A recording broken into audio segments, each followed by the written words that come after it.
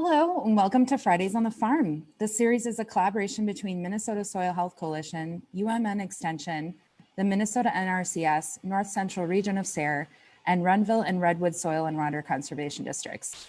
My name is Kelly Bladorn, and I'm the Coalition Assistant with the Minnesota Soil Health Coalition. Today we'll be in the field with Kristin Brennan, State Soil Health Specialist with NRCS, and Jodi DeJong-Hughes, Extension Educator with UMN Extension. We'll be talking with Bryan Simon of Lakeside Prairie Farm in Northwest Minnesota. The Minnesota Soil Health Coalition is a producer-driven, producer-led soil health coalition organization offering information, support, and networking to Minnesotan farmers. Today, we're going to be talking to Bryan about soil health at Lakeside Prairie Farm. Bryan farms with a mission to produce local, quality, healthy, and sustainable food through diverse farming practices and promotion of native species and systems. If you have any questions during the session, please type them into the Facebook live stream, and our hosts, Kristin and Jodi, will be happy to discuss them with Bryan once we get to that portion of the session. All right, let's head down to the field. Hi, everybody. Thanks so much for joining us today at this installment of Friday on the Farm. So my name is Kristin Brennan. I'm the State Soil Health Specialist with Minnesota NRCS. I'm Jodi DeJong-Hughes with the University of Minnesota Extension. And today we are in West Central Minnesota in Grant County near Barrett, Minnesota at Lakeside Prairie Farms with Bryan and Jesse Simon. So thanks so much for having us today. Thanks, welcome. Well, can you tell us a little bit about how Lakeside Prairie Farms came to be?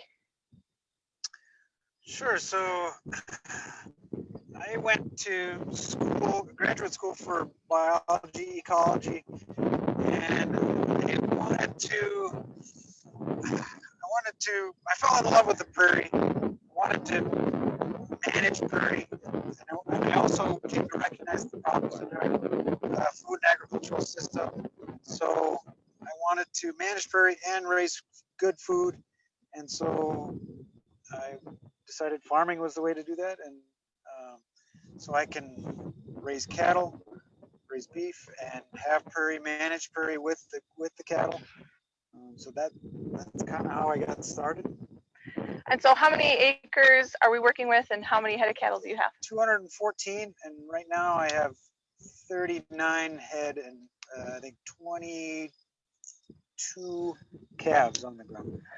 And all of it is pasture land currently, but it didn't start off that way. Yeah, yep, that's right. We had 140 acres of good quality row crop that were here that I've converted to pasture and hay.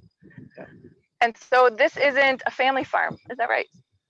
No, we were super blessed that some folks that wanted to help some beginning farmers get started, they bought the farm and then they had us rent from them for the first 5 years, and then we were able to purchase it after 5 years, and we wouldn't be here without them. They helped us significantly. So. And I should say it is very much a family farm. So can you tell me about the family that's joining you today? Yeah, so this is my wife, Jessie. Hello. Hi. And this is our son, Charlie. It's 7 and Ella is 5. You want to wave to the camera? You guys say hello? So I hear Charlie's a good egg picker. Yep. Mm-hmm. Yep. Yeah, they like coming out and exploring on the farm and helping with the animals and just being outside and running around. Well, I have to say, this is probably one of the most scenic locations for a Friday on the Farm. On the drive up here, it's just a beautiful part of the state. And so I can see why conservation is sort of at the forefront of what you do and what your main goals are here on the farm. You have a lot of wildlife and a lot of waters to protect in this particular part of the state. Yeah, we've got about 2 miles of lake shore on our farm. So that's why we're called Lakeside Prairie Farm. Well, it's very fitting, very fitting. So can you tell us a little bit about this particular field that we're standing in today? Sure. This field was corn 7 years ago, and then 5 years ago it got planted to a high diversity native prairie mix. So there's about 100 different species that were planted out here. Yeah, that's the history of this field. So it's come a long ways first couple of years, there was a lot of Canada thistle that was pretty purple along this hillside for the first few years. But then over time, the native prairie plants have filled in, and the thistle's it's still present, but it's disappearing. And then managing the thistle with the cattle too has helped that decrease. And yeah. So. Do you know what kind of tillage they had here before you got here? Just conventional tillage. Like chisel plow, probably, or yeah. I think even further back, I'm sure old board plow. Okay. But yeah, it was on a conventional till. So it was pretty heavily managed prior to the years that it was been established. So about 5 years, you said it's been in this prairie cover. So what is it, do you think, about the diversity that we see in a prairie ecosystem that is so critical to building our soil health? It's one of the main principles of soil health. Biology, have all the niches filled, so there's a lot of different microorganisms that are associated with different species, so they're making different connections, and then just Yeah, it's like us, right? Like if we try to sustain ourselves in a diet of beer and pizza, I mean, that's kind of what our traditional agriculture is. But just like we do a lot better if every once in a while we just go ahead and eat that salad and maybe get our servings of fruit and vegetable in, we're going to really end up being overall healthier human beings. And I think that can really be said for what this diversity is providing to the soil microbiome below ground too. We've been here just long enough too to be able to appreciate the resiliency of the prairie. In June of this year, there was not much rain to speak of at all, and a lot of area producers were really hurting.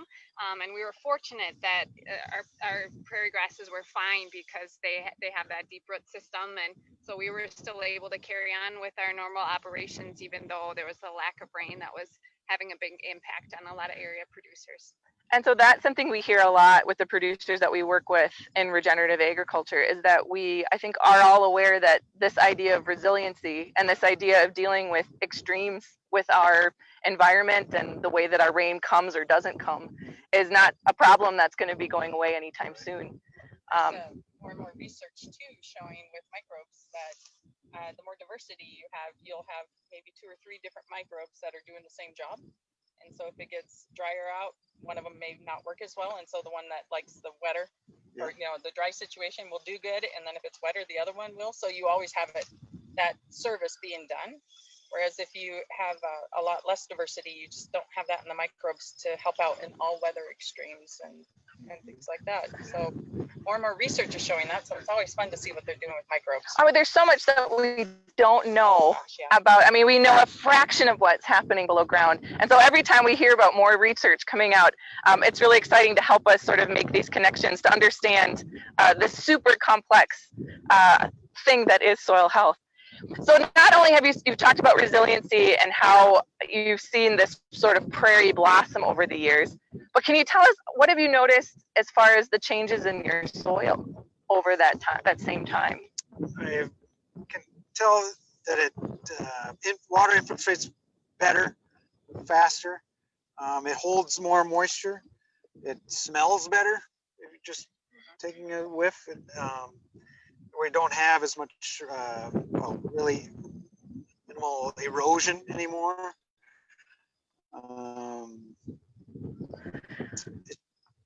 And aggregation is a lot better. Sure. Maybe even the color difference has gotten better. So Jodi's going to come and give you an up close and personal view of this beautiful prairie. So it's interesting you'd mentioned smell. I know that that's something that we hear a lot too. Like the producers that switch over to soil health, they say it smells like a good cup of coffee. But that sweet earthy aroma that we get from a healthy soil ecosystem is created by a critter called actinomycetes.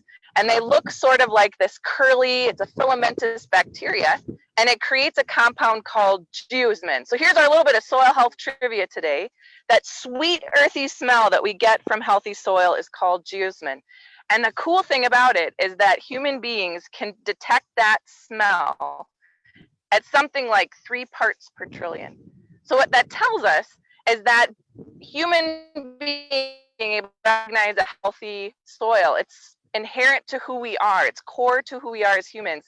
It's almost part of our DNA to be able to recognize that, because we know that if this soil is healthy, that it can sustain us as a human civilization. And so something as simple as smell just tells us so much about what it is that we're experiencing below ground. So what else can you tell us, Jodi, about what we're seeing here with our soil? Well, we did a close-up shot, and what we had was a lot of lines that are going down. You can see these channels, so that you can tell when it rains onto the soil, it's going to go down into the soil very, very quickly. And if you have really poor structure, you don't get that chance. The other thing you were saying that this holds on even in a drought year is that these smaller holes, smaller pore spaces hold on to that water longer, and it's there for the plant later in the season when you do have the droughty conditions. And we were saying too, we just picked up a couple of shovelfuls here before we went live, and the amount of activity that we're seeing in the soil. We've got earthworms, we've got little nesting spots. Jodi's going to come up and show you some of the pore spaces that she was talking about. So the critical thing about pore space is to make the all the way to the surface. And that's something that really gets impacted when we're applying heavy tillage to a system. It really sort of restricts and damages those pore spaces so that they can't move all the way to the surface. Because not only do pores move water down through the soil, but we have gas exchange, we have oxygen movement, and that's really critical to plant health too. And so if you think about it, as it rains and that water starts to move down through the soil profile, it actually creates a bit of a vacuum, and it's going to be pulling oxygen down into the soil. And so as it's raining, if you think about it, your soil actually is taking a breath. Isn't that amazing to think about, our living, breathing soil? And so that's part of why these pore spaces that Jodi are talking about are so critical to maintaining a healthy soil ecosystem. So can you tell us a little bit about, I mean, I know you kind of came through agriculture from a different direction. How did you learn about soil health? I know you studied ecology at school, but how did it become something that you wanted to pursue in farming? I'm really asking tough questions. No, they're not tough. But that's soil is the foundation of what I'm doing as a farmer. I'm trying, and like that's where everything comes from that we're trying to produce. We're trying to grow plants to feed cows, and it all starts with the soil. So that's what the farm is built on. What ecosystems are built on right there. That's so making sure that we've got healthy soil should be any farmer's #1 priority. So that's where I want to make sure that I focus on having good, healthy soil, having carbon in our soil, and not disturbing it, having the diversity, using livestock to manage the plants, and yeah. And so how has it translated into managing your animals? What sort of connection is there between high diversity and a healthy soil ecosystem? How do you notice that impacting your cows? Certainly that we produce more forage because we have a healthy soil, and more as we go along, as the soil gets healthier and recovers from many years of tillage, we're producing more forage, and that forage has higher sugar content, more nutrient density, so our cattle gain better, are just healthier, more parasite resistant, just everything. The whole system works better if it's healthy, if your soil is healthy. Yeah. So we've also got some of the Grant County SWCD staff joining us today. So I wanted to see if Brent wouldn't mind joining us on camera and talk a little bit about the relationship that you have with Bryan, Jesse, and some of the work that you guys have done out here at the farm. Yeah, well, I'm from the Grant County Soil and Water Conservation Office. And like you said, I've been working with Bryan for a number of years through different programs. Working with Bryan for a few years now, through different programs with cost share program type of deals to help get the prairie rejuvenated through different cost share, helping with the seeding and fencing and water lines, pipelines to get the best we can get for the cattle and the prairie also. So just there's different cost share through what they call the Environmental Quality Incentive Program through NRCS. There's also a state cost share that we use through the Soil and Water Conservation District to, again, help with all those necessary items for a great system. And so, Brent, this source of funding is available to anybody, is that right?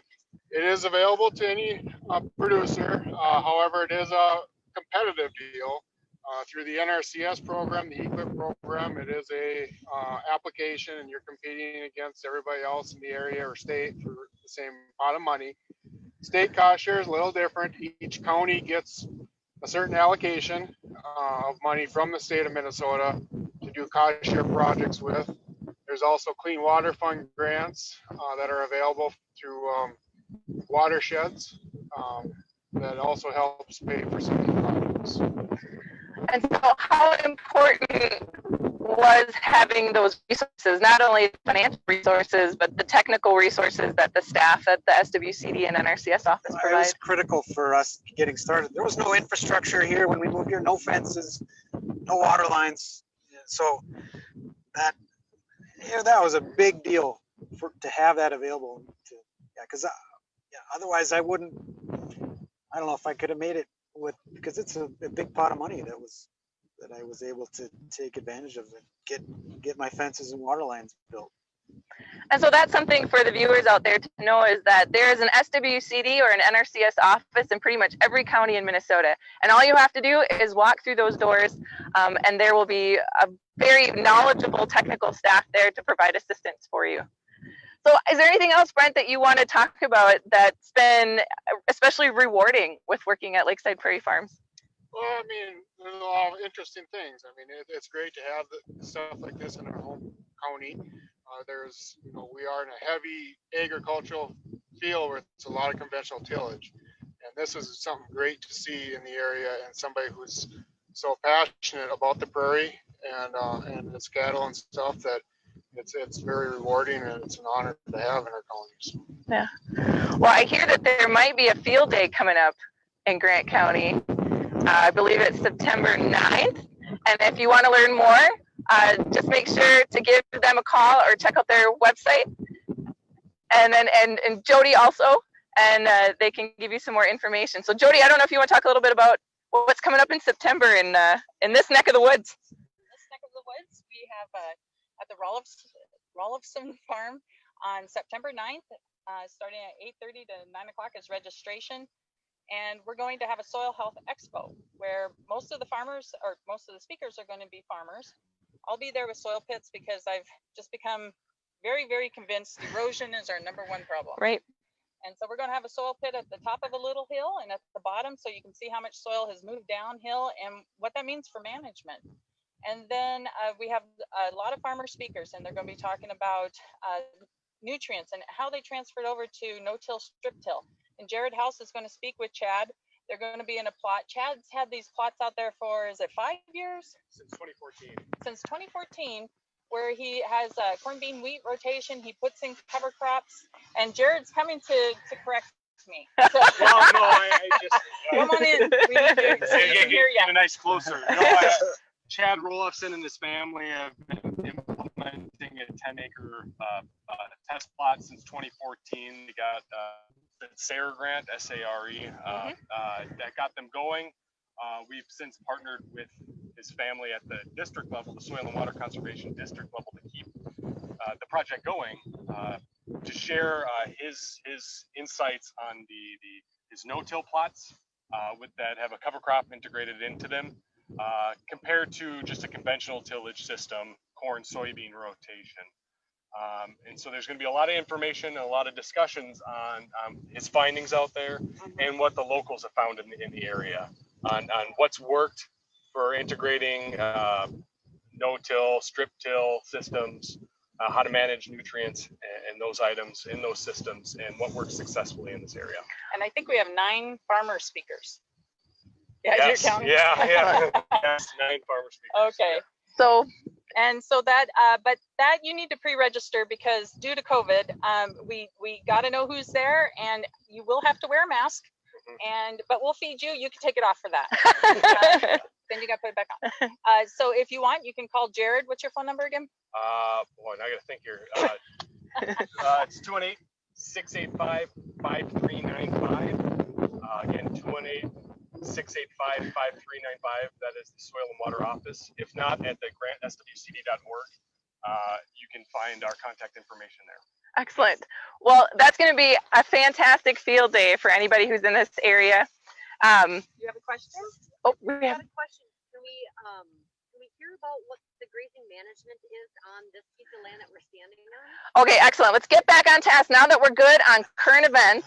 The question is, can we talk a little bit more about the specific grazing management that's happening on this particular field? Yeah, so this field has been grazed once so far this year, and it'll be grazed in maybe a week. The cows will get back on here. So I typically have a maybe 40-day rest period, probably minimum 40 days.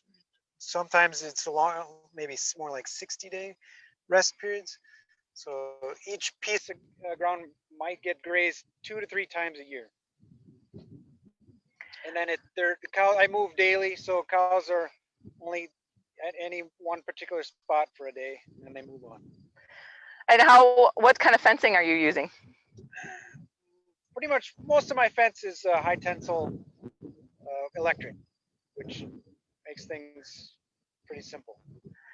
And have you noticed that because you have more of a daily interaction with your animals, has that sort of made things easier because you have a more, I don't know, a bigger relationship with them than typically we do? They've got the system down. They know what's happening. And when it's time to move, most days they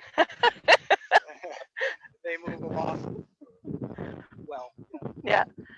And so because of the way that you are managing your farm for soil health and because of the way that you're managing your animals, have you found that there's a niche market for that for you as a value added sort of revenue source? Yeah, so we direct market our beef, sell quarters and halves, and sometimes even individual cuts as well. So, and people are looking for that, especially in the time of COVID, that we sold out really quick once COVID hit.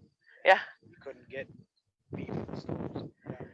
So I'm curious why you think that is. Why do you think people are starting to come around to purchasing direct from the farm, especially farms like yours? Because we're raising good beef, and then our impact on the environment is people want to spend money that are doing good for the land, things that there's added value to taking care of the environment, and having room for pollinators and grass and birds, and having that have the effect of our management is clean water and healthy soil. Yeah, people want to spend money on those products. I think there's something to that you have a lot more knowledge of that food that you're putting into your body, where it's coming from and how it's being managed, and it's a conscientious sort of decision that a lot of consumers are having. Okay, we have another question coming in. Well, that's a good question. So the question is, how long did it take to get the Canada thistle under control, and how did you manage to suppress it? Yeah, so clipping has pretty much been the only way that I've managed it. So the first few years, I'd graze through, and then whatever the cows didn't, I'd come back with a mower and clip the top off the thistle. And then just time has allowed the prairie plants to fill in. And in a native prairie, you won't see Canada thistle smothering everything because it's out competing. The native plants out compete the thistle. So it's just that after the initial disturbance, the thistle is prevalent. Then it disappears. And my cattle will eat it too, especially when it's just starting to flower. They'll go out and clip off the bud, and then the stem is hollow, so if when it rains, the rain gets inside that stem, and then it rots the stem. I have an example of that, but I don't have gloves on. Joey's got tough callous fingers here. Okay, hold on. Here we go. And so you were also saying, while Jodi is so bravely getting this Canada thistle out of the ground, that you've noticed that some of your plants, the prairie, what was it, the prairie onion, was part of the original seeding, but it wasn't until just this year that you're noticing it come up. Every year I see more and more. So we planted 100 different species out here, but not all have shown up right away. But like this year, I've seen prairie onion now. Maybe hard to see, but like they're all over. Here's one right here. I hadn't seen it until this year.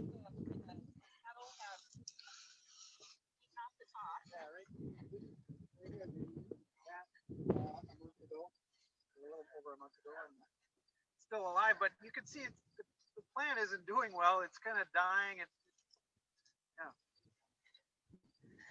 So slowly but surely is the name of the game, I think. Yeah. The thistle are out here. They're not taking over. Yeah, they're definitely not in the majority. So I don't know, Bryan, can you tell us about some of the species that we're seeing? I mean, it is absolutely beautiful, the colors and just the sheer diversity that we have in this one field alone. Sure. It's the purple coneflower, prairie coneflower, Virginia wild rye, Indian grass, big blue stem, side oats grama. Yeah, nice little bouquet here. This is sweet clover. We don't want that. Same with this clover, red clover. That's not native, but it's pretty. Purple prairie clover. That's false sunflower.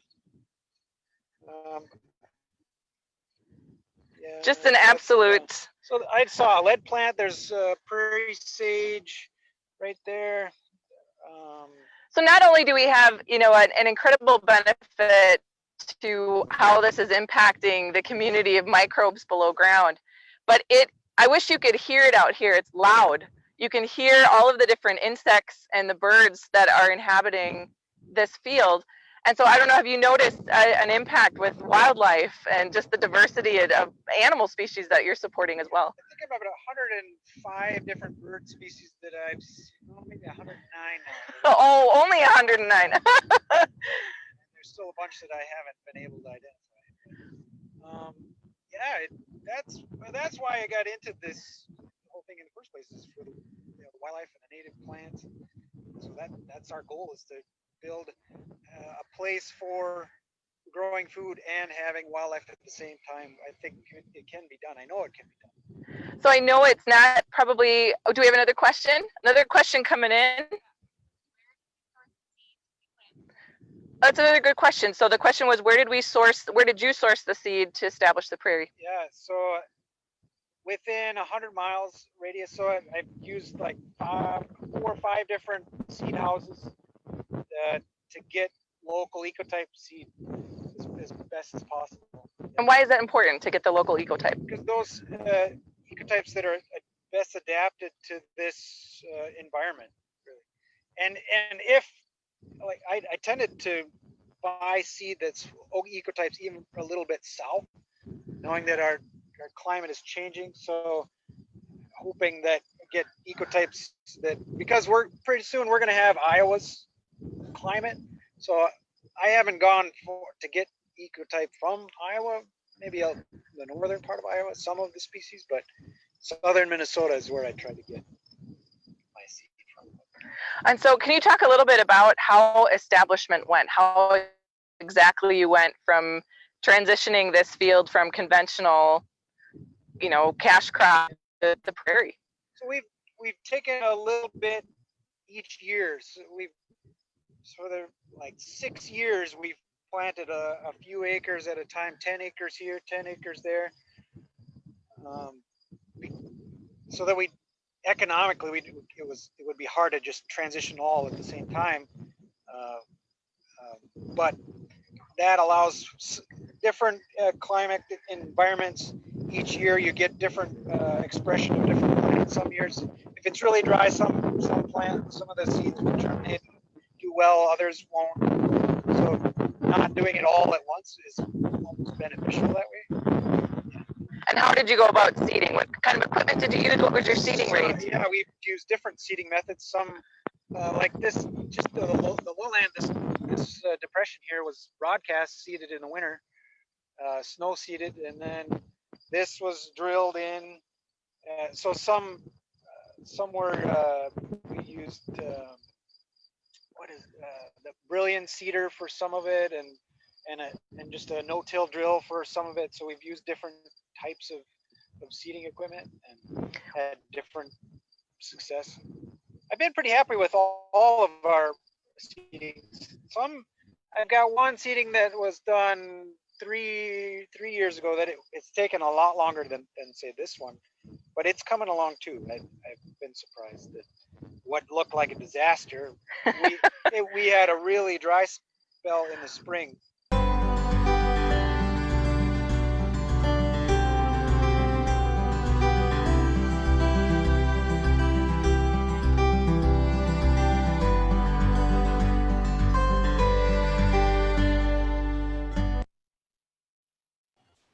Hello, everyone. Welcome back. We're just going to head back out on the field and check out the second site over on Lakeside Prairie Farm. Thanks again for joining us.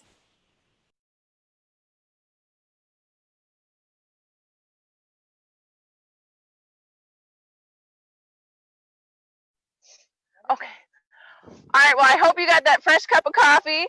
So we've moved to a different part of the farm. So can you tell us about what's unique about what's happening over here? Yeah, so woody encroachment is one of the biggest problems facing the prairie. And so I've used goats to combat undesirable woody species. So even the native trees are undesirable on the prairie. We've got cottonwoods and box elders and green ash coming up in the prairie, where really there should only be maybe a few scattered bur oaks. And you can see a bur oak over there. So buckthorn is the #1 problem out here. Under the oaks, that was a solid wall of buckthorn. I've cut it, and now I use the goats to manage that. So the goats are in here. I just moved them into this spot yesterday. I want the point was to get the few green ash and cottonwoods that are coming up in the prairie and buckthorn. And then also along the wetland, there's a bunch of willows that are encroaching on the wet prairie, wet meadow region. So that's what we're doing with the goats. So how many goats do you have to manage? There's about 100 right there. And what is, I don't know, I have to be honest, I don't have much experience working with goats. What is it like working with goats? Honestly, I love them, and I like them better than my cows. They're easier to manage. They're smaller. They listen better. When I call, they usually come better than that. But They're afraid of us. if they do get out, well, if you have animals, they'll get out sometime. If they do get out, they don't go to the next county. They just get out on the other side of the fence. They're like, put me back in my fence. So raising goats is easy. I love them. They're a lot of fun. They're playful, and I enjoy raising goats. So do you have any other products that you get from your goats? Do you do cheese or milk? I haven't done anything besides use them for brush control, but I will be selling them either for 2 other producers that are using them for brush management. So I'll sell breeding stock or meat. Probably a mix of both. I'll sell my excess into those markets. And you've had them for how many years now? This is year 3. And you've seen a dramatic change in the buckthorn and also the. So you couldn't see through there, it was just solid buckthorn, and what they do is amazing. Goats are where it's at, guys. Yeah. Get yourself some goats. I love what they do. Ecologically, they are filling a niche that is, oh, it's tremendous. They're doing really a lot of good on the landscape here. Oh, that's neat to hear. So I think we've got there were some more questions about management. So if we can maybe dig into a little bit more about how you're using your animals, not just your goats, but the cattle to manage the prairie. So we had the one field that you said they were only on there you move them every couple of days. How else do you manage them on the rest of the farm? Yeah, so I'm using the cows in the savanna wooded areas to like target burdock. And there's a tremendous burdock problem. The previous owner went in with a skid loader and did a lot of disturbance back there. So there's all kinds of burdock, and you time it right, and the cows will eat the burdock right before it flowers, and so they'll set it back. And yeah, so I use my animals as a management tool. So the prairie, the savanna is a grazing obligate ecosystem. You have to have grazers in the system for it to function properly. So I've restored that disturbance regime, that critical part of the system, that we've removed it across the landscape. So they need to be there. Yeah. And obviously the landscape's responding in a very positive way to that. Absolutely, yeah. So can we talk a little bit about stocking density? So what does your stocking density look like on a lot of the fields that we were at? I would like to get my stocking density higher so that I can get more impact. Right, I don't think I have quite enough animals to get the impact that I want. So you want a lot of trample. You don't want to remove all the vegetation. You want to get it trampled down, contact with the soil, so that soil organisms can eat it and get you incorporate more carbon in the soil. So you want a good amount of trample, and I'm not quite there yet. I'm building up my herd still, but so yeah, a good high stocking density is important for a good rotational system, I think. Yeah. So was there anything else about grazing that that you wanted folks to know about? So you have to get comfortable leaving grass behind, leaving forage behind. You drive around the landscape, you'll see grass that's this tall, and it just hurts because that is not a good way to graze. You're hurting yourself. You're not producing as much forage as you could be if you allow those plants to recover and keep if you think about it, a grass is a solar panel. If your solar panel is only this big, you're not able to capture sunlight and utilize, and you're not able to grow as much grass. But if your solar panel is this big all the time, you're able to capture sunlight and turn that into meat and beef. So do we have a question coming in? Yeah. So, question about how farmers new to grazing should start. How do you suggest someone new start grazing? So it's another great. We're getting some really great questions today. So how should a new farmer who's new to grazing get started? Get connected with a mentor farmer. Somebody's already doing it, so that you can learn from their mistakes and you don't have to recreate that or to go through that whole mistake process. To have good fences when you start out. We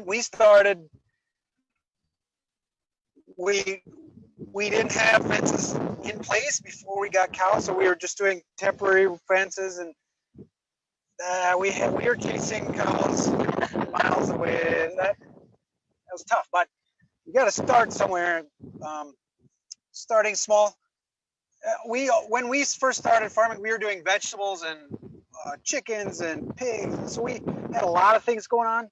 I think that was a mistake. I think to try to get good at one enterprise and then add more enterprises, if that's your ultimate goal. But to start out with 10 enterprises at once and then try to, it was a disaster. We got through it, but it was a lot of sleepless nights, long days, hard work. Well, it's all one big learning curve. Yeah, it is. Yeah. So other than finding mentors, what else has been a good resource, a learning resource for you? Well, I already touched on the programs, NRCS, SWCD. That was really helpful for getting us started. So you get connected with their grazing specialist. Jeff Duchesne helped us out write a grazing plan and just talk about how to get started. That was really helpful. So we have this plan, a big thick book that I can look back on, like, oh, okay, this is the plan, and yeah. So use the other resources out there. So another thing about me that's kind of unique that how we got started was, in addition to the really generous folks that bought the farm from, we have enrolled about half the acres in an easement through U.S. Fish and Wildlife Service. So that's one of the biggest reasons why we were able to afford to buy the farm. So we have a grassland easement. We can graze however we want on those 117 acres, but we can't till it up. We can't plant corn, beans. We've given up that right, but we can manage it with cattle however we want. But that reduced the purchase price for us. And then we've got money then available for management too, like the tree removal we're going to do. That's paid for through Fish and Wildlife. A lot of the prairie planting was paid for Fish and Wildlife money. Yeah. Do we have any other questions coming in?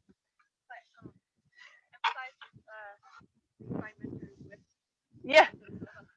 So there's a lot of mentorship organizations and a lot of nonprofits out there that can help you find mentors. So there's the Minnesota Soil Health Coalition is a fantastic mentorship group. I know that you've worked with a land stewardship project yeah, in the past, and then there's Sustainable Farming Association. So Minnesota is very rich in resources, valuable resources to help connect farmers to other farmers, because that farmer to farmer mentoring and education is really critical to making sure to help folks get over that learning curve, to learn from others' mistakes, and to help really make you successful. So make sure to check out those resources. We'll try to link to them in future Fridays on the Farm, and really make sure you're utilizing and reaching out to your local extension staff, and also your local NRCS and SWCD can help connect you to those resources too.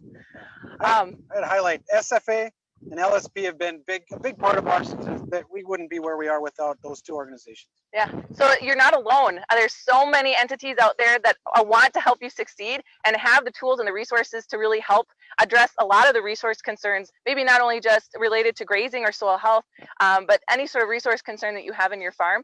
There's people out there that are willing to help. There's also opportunities for grants. Correct. Grants. So if you wanted to try something different and unique, you could apply for a grant and from SARE, and there's quite a few other ones out there, and try something new on your farm. Yep, you won't know until you try. Who knew goats would be so amazing if we wouldn't have given it a try? Oh, well, Bryan and Jesse and the goats. We really can't thank you enough today for the time that you've given us. Please check out Lakeside Prairie Farms, their website. You've got some fantastic information available. And thanks everybody to Grant County SWCD for joining us today too. And if you ever have any questions, feel free to reach out to any of us through the Fridays on the Farm. And we will see you in 2 weeks at our next installment. So thanks so much for joining us today. We hope you learned something new and enjoyed being out in beautiful Grant County, Minnesota.